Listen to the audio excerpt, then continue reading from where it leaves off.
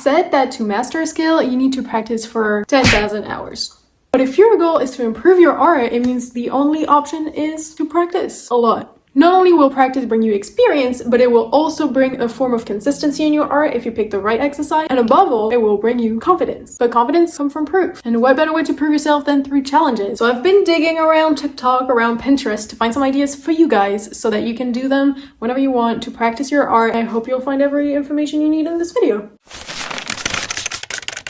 Hi everyone, I'm not Emmeline. You believe me, you don't, that's up to you. And we're back on a new video where we talk about art. Anywho, today I am here to present to you 24 ideas of challenges that you can do right now. Something that's fun also about challenges is that you can post them online, and that's something I'd recommend because I feel like having feedback in a community and seeing other people's opinion on your art can help you improve. Just you'll have to make the difference between constructive feedback and haters. They'll be here. It's annoying, but you know what? Is it worth it? I feel like it is. Especially if you post on YouTube. YouTube's super safe. I'd definitely recommend that. That was my little advice before we start. Now let's dive in. We have 3 categories because you know me, I love to make little categories so it's easier to remember. So I have 3 categories for you. The first one is going to be challenges in general that you can do just a one-time challenge, let's say. The second one is going to be an overtime challenge. So different like 30 days challenge, or like when you do it every single day. I think those are better, but we'll come back to it later. And the last one is the one you can do with friends. I found a few ones that you can do with 2 people that are kind of cool. So I was like, you know what? Let me add this here. So let's dive in with the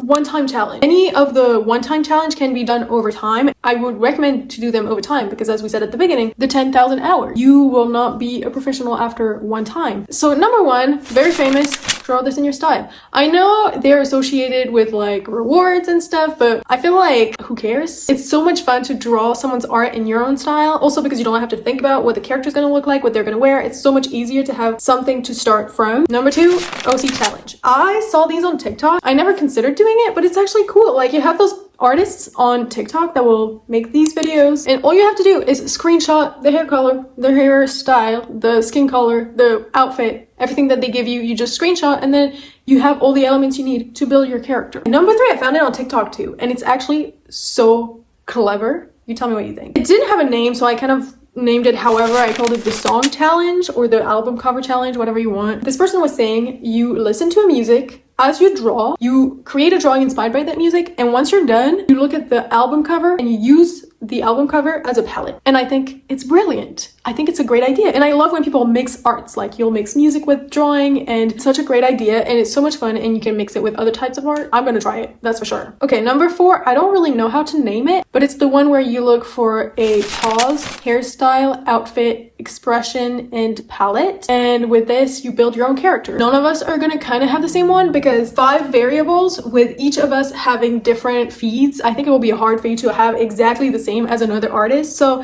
I feel like in the end, we all end up with different characters, and that's generally so cool. Number 5 is kind of related, but it's Pinterest tells me what to draw. The only difference with the previous one is like the previous one will help you build a character. This one will help you build a page. A person, they'll give you a person, you draw the person, and then you'll draw a drink, a flower, an animal, anything like this. And so it's like built around it. So it's not really building a character, it's more like building a page, you know? And I think it's pretty cool, and it fills your sketchbook. Number 6, the blind color challenge. It's this thing where, you know, you put all the colors together and you mix them up and you turn off the coloring of your iPad, and when you draw, it's like you feel like you're drawing in black and white, but in the end you're not, like you're using colors, you know?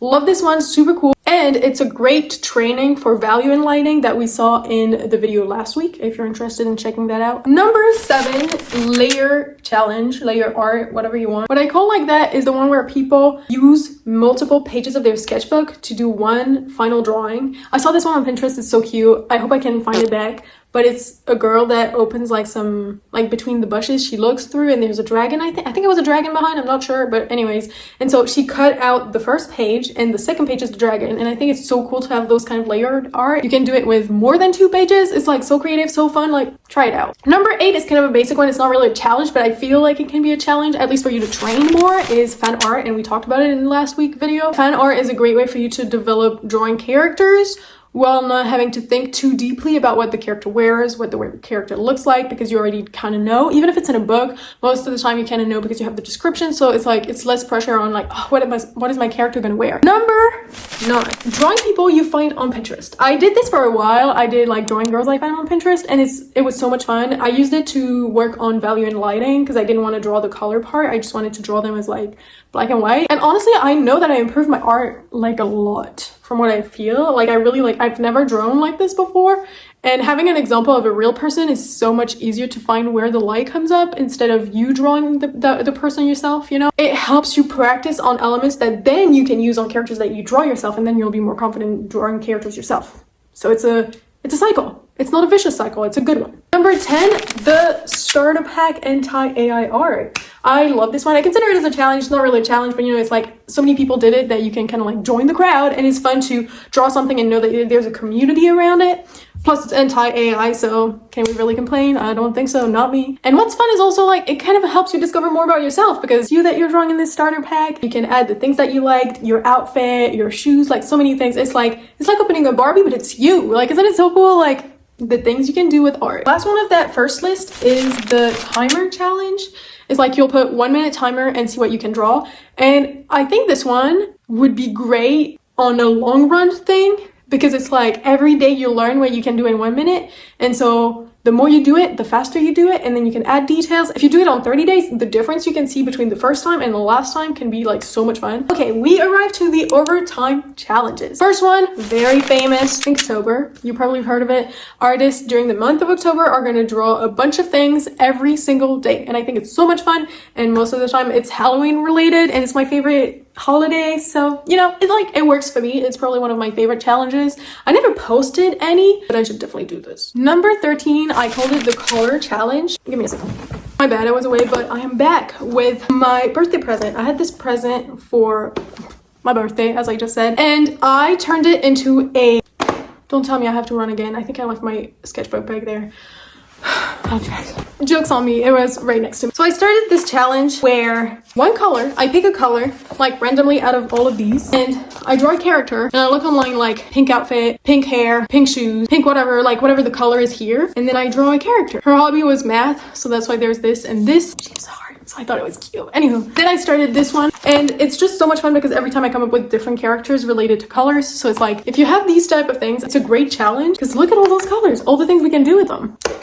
Use them. Next one, we have the Polaroid challenge. It's not a real challenge. Like, I feel like most of the challenge that I say in this video don't, like, I come up with a name just to like name it, but it, you know, it's like you can do whatever. This one, I saw it as a girl was practicing a 30-day challenge of, I think, painting every day. She did it in a way that looked like a Polaroid, and I was like, wait, that's actually a great idea. And not only are you making art, creating and practicing, but you can put it on your wall afterwards. It decorates your room, it's fun, it's a challenge, so it helps you improve your art. Like, there's just positive things about it. Number 15, draw your OC in different styles. So I saw this on TikTok too, where you have like a wheel and it gives you a specific style, and then you draw it in the styles. You have Monster High, you have My Little Pony, you have The Simpsons, you have so many different styles. Like, it gets you out of your comfort zone. Number 16, draw the same character for 30 days. I'm gonna be real, I create OCs all the time, but I don't draw them enough like the same person. So is it really an OC? I don't know. If you pick one character and you draw the character 30 days, there's no way you don't improve on it. Like, there's no way. It helps you to practice also drawing a repetitive character in a way that people can recognize them from their traits. Every character, if you want them to be differentiated, need to have their specific traits. Number 17 is the posture challenge. Again, I named it a weird way, but it's just like you pick a posture and you recreate your OCs or any type of character, and it's just like it practices poses and it helps you to see perspective and how the body works and many things. So super interesting, and on 30 days there's so many postures that you can do. Then this one's a little special because we're not in 30 days, we're in 100 days. 100 things to draw. I found this one on Pinterest and it sounded so cool. I was like, I might do this one, and I'm definitely adding it to the list in case you guys are interested too. Number 19, I called it like the rotation challenge. It's not really a challenge, again, it's just like me coming up with weird ideas and you tell me what you think. For a while there was a trend where people would put a bunch of their art, when they line them up all together, it feels like the head is turning, and it's always different characters because we, you know, when we draw, it's either we draw the face this way, this way, this way, and there's always different ways. And so when you assemble them all together, it looks like they're turning, and I think it's kind of cool. And I'm like, why why not turn it into a 30 days challenge? Then 20th is one that I did not find from the art community on TikTok or any social media, but more on the fashion flag characters.